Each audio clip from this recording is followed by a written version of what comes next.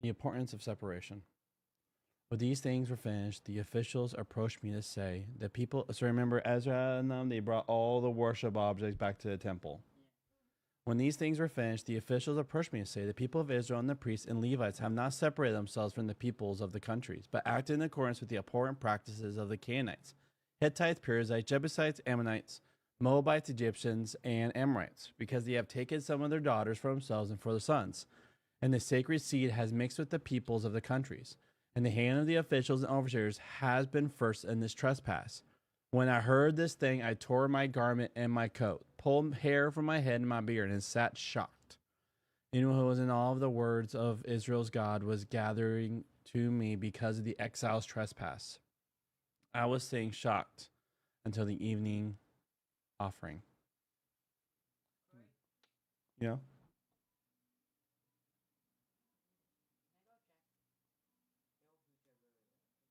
All right, make it quick.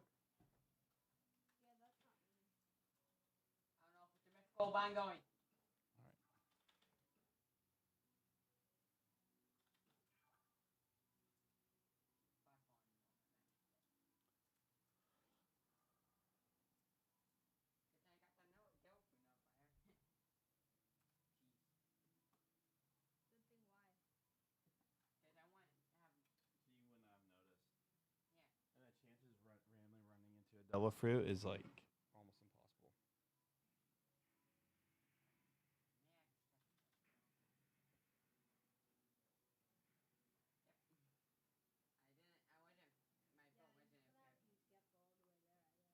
Will you be able to make it? You have a double fruit still, right? No, you are. You have. You still have a double fruit, right? You are at 300 stamina though, so always make it to that island. To the island where it's at.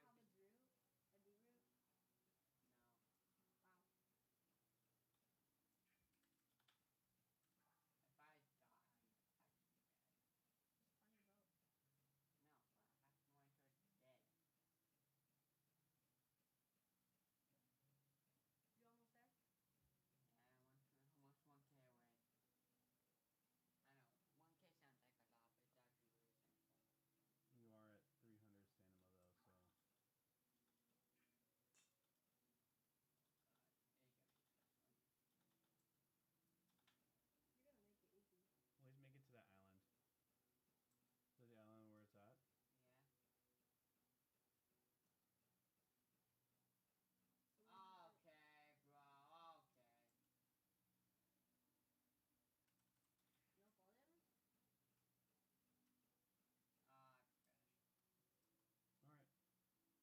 All right. Mute your thing, okay?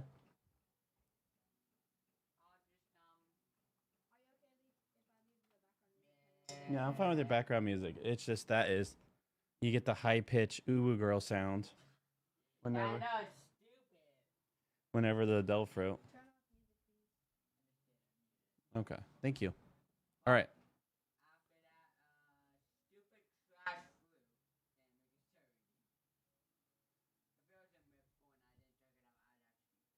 Hmm. All right. You guys ready? I shocked our Bible study a few weeks ago by saying that I couldn't see how Christians could visit Las Vegas, and then shocked them a little later by making a similar observation about one of them who intended to celebrate his 13th birthday by following the whiskey trail in Kentucky. It's partly a cultural thing. People in the United States seem able to accept Las Vegas for what it is and not trouble too much about whether it is, among other things, exploitative and self indulgent. And this extends to many Christians. Of course, I come from a culture in Britain that is exploitive and self indulgent in its own ways, and where Christians may also not question things. Few of us are affected by anything that could be called Puritan's narrowness. Israel was called to be different from the cultures around it, but Israel too rarely managed to live up to its calling. Though the ministry of Ezra and Nehemiah perhaps brought a turning point to this matter, when Deuteronomy talked about the abhorrent practices of Israel's neighbors, it refers to practices such as making idols, worshiping other gods, sacrificing a son or a daughter, practicing divination, and consulting the dead.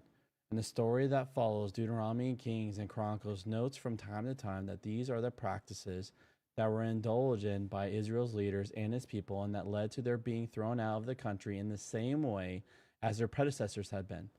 Ezra gives a fairly standard list of these people: the Canaanites, Hittites, Perizzites, Jebusites, Amorites. The process whereby these people disappeared was actually a gradual one, and for centuries they continued to constitute a temptation to the Israelites to worship their way. But by Ezra's day, there are no Canaanites, Hittites, Perizzites, Jebusites, or Ammonites in Judah. That may be one reason that the passage includes references to the Ammonites, Moabites, and Egyptians, who appear elsewhere in Deuteronomy and are also around in Ezra's day. Ammon and Moab are provinces of the Persian Empire, like Judah. But the more general point about mentioning these peoples is the assumption that the Torah laid down a principle about relationships with other peoples, a principle that can be reapplied to relationships with the peoples who are in existence in Ezra and Nehemiah's time. The books of Ezra and Nehemiah never explain why Judahites have married people from other communities.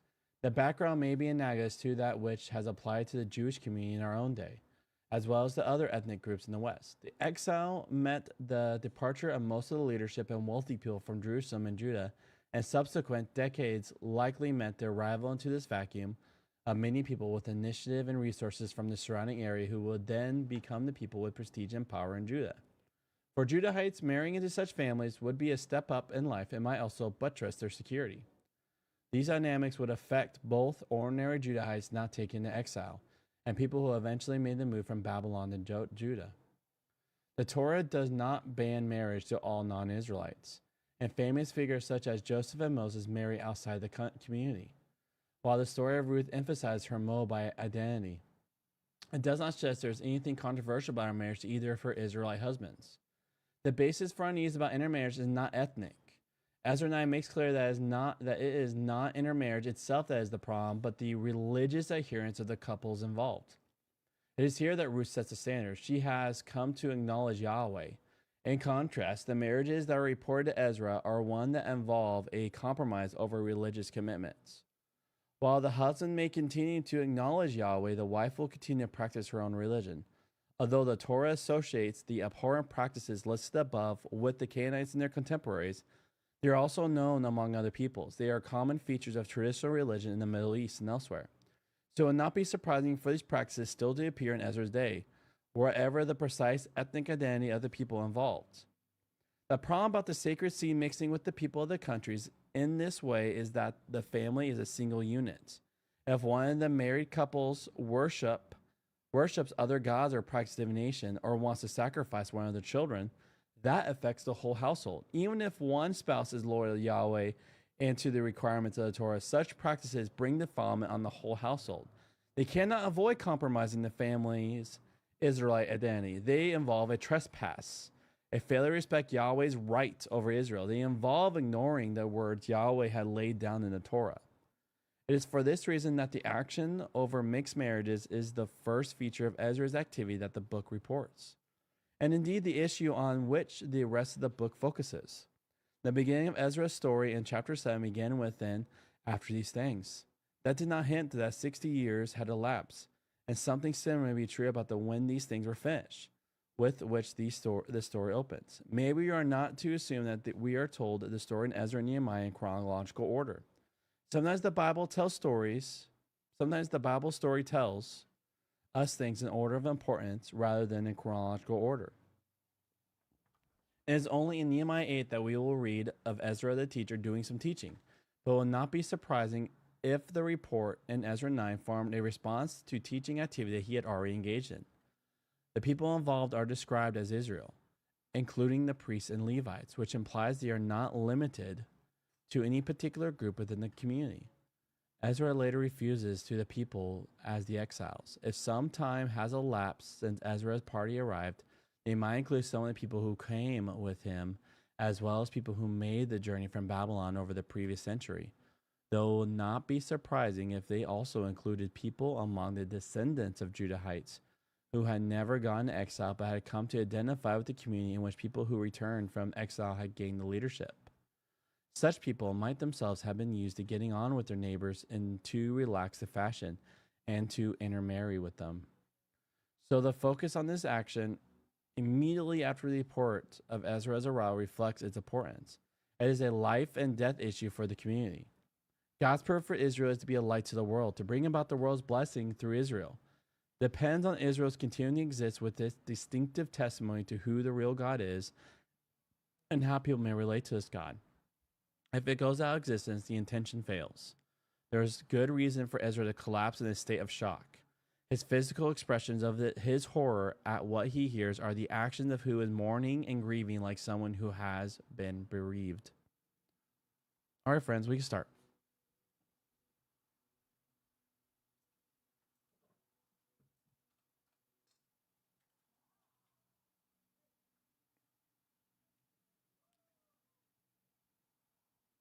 All right. Why aren't you turning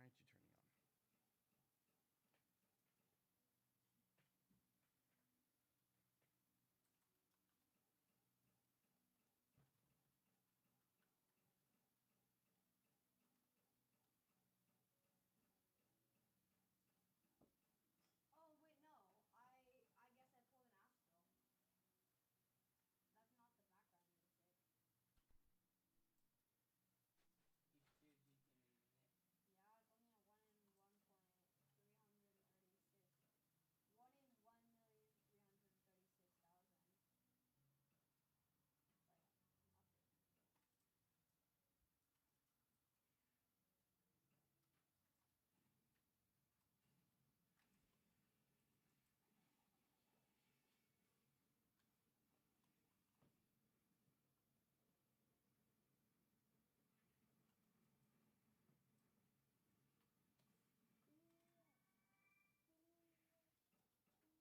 There we go. That's what's happening.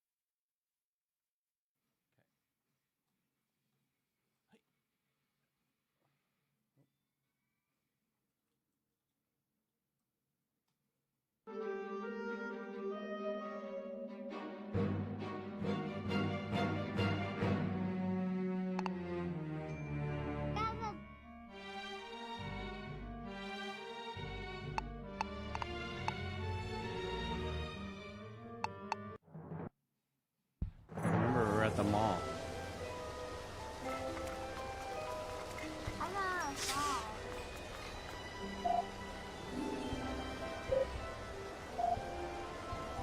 Oh man, it's been so long now.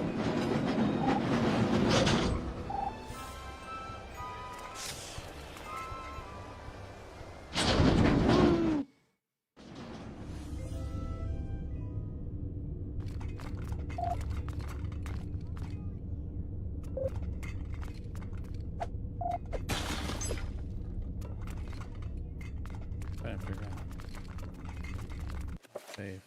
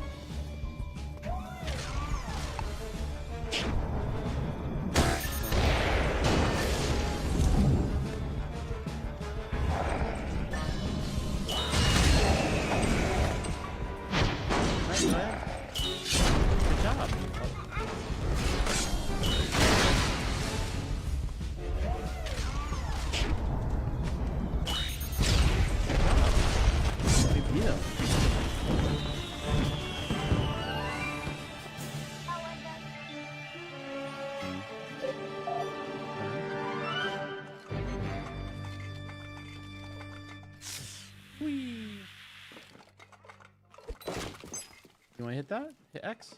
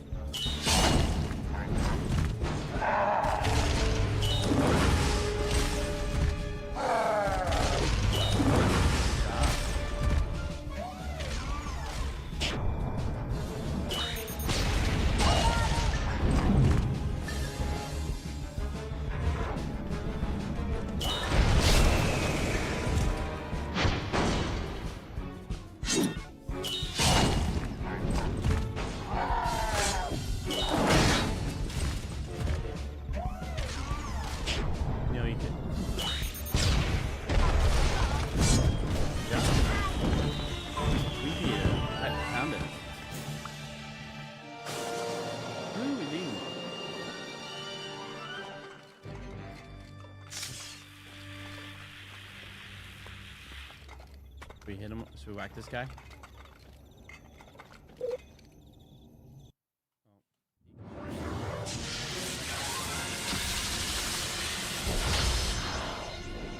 Oh yeah. All right, go ahead. Oh.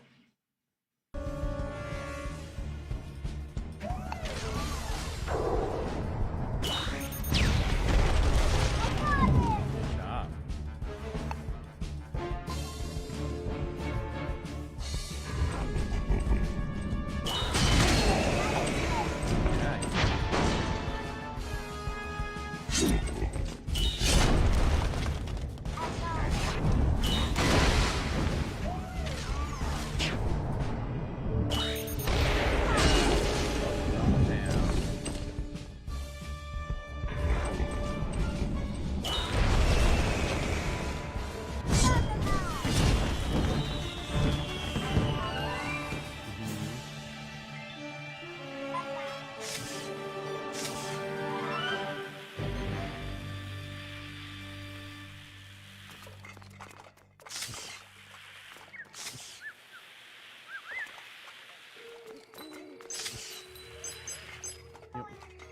Wanna whack it?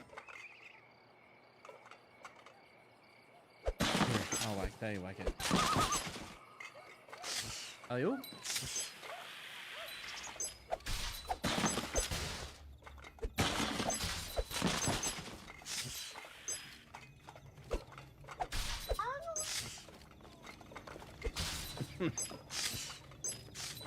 Go ahead. There you are.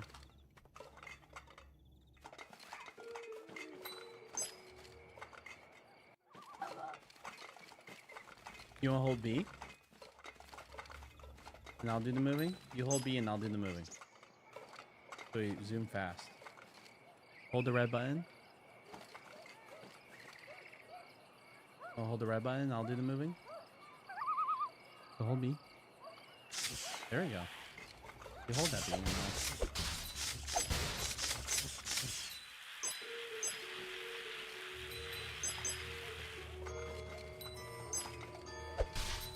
You want to do the moving?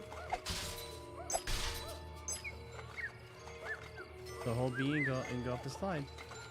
Here, you hold B like this. Here, I'll hold B. Then you go off the slide. Gotta turn it. There you go. Good job.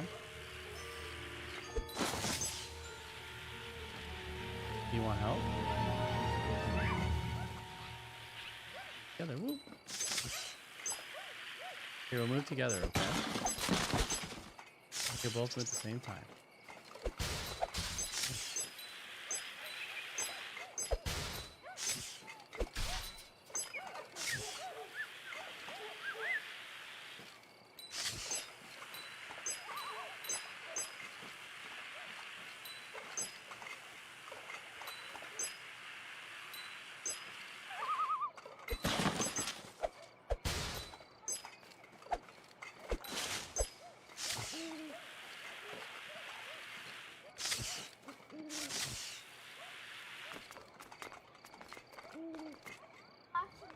Want to talk to them? Yeah. Oh. Hey, Bailey, can you press start? Press this one. There we go.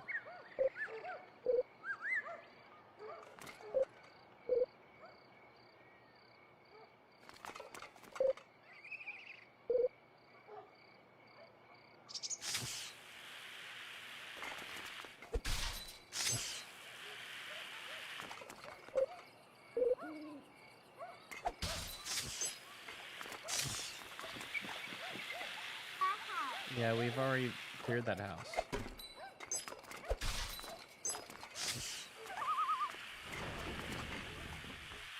Alright, I think we should just go back to the mall. What do you think?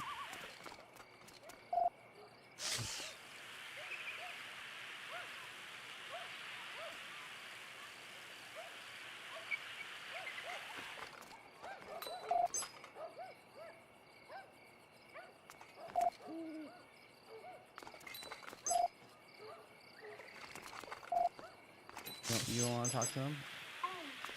Alright. Go back to the mall, yeah.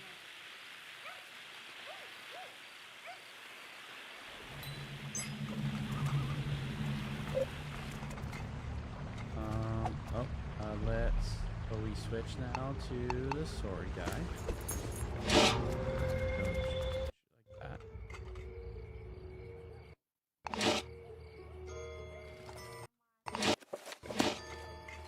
There we go.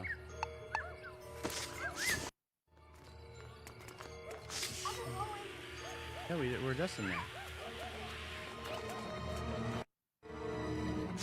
We're just in here.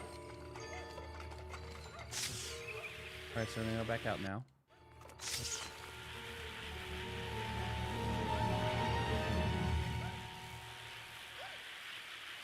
Alright, here we go. Good way to get back in.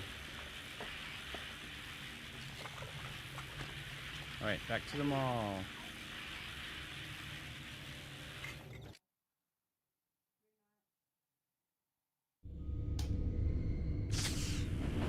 Alright, save.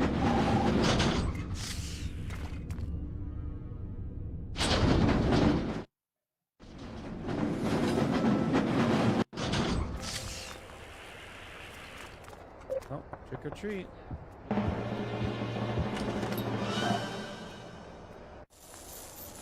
Candy!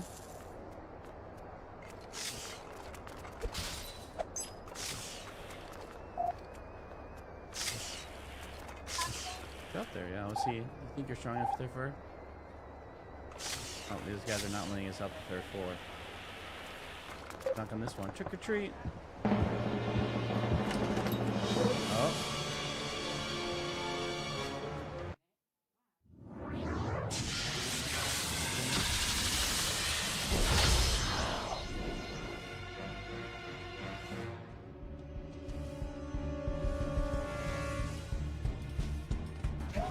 Go first? Alright. Copy.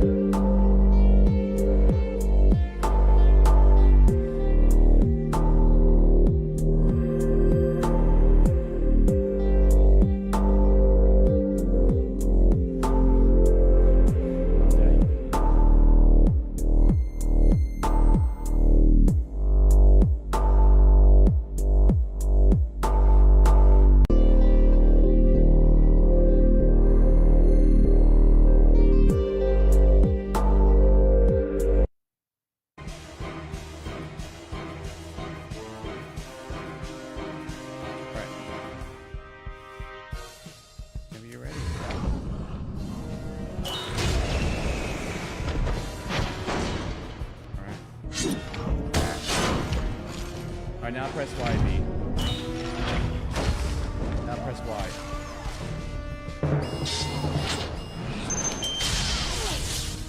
Ah.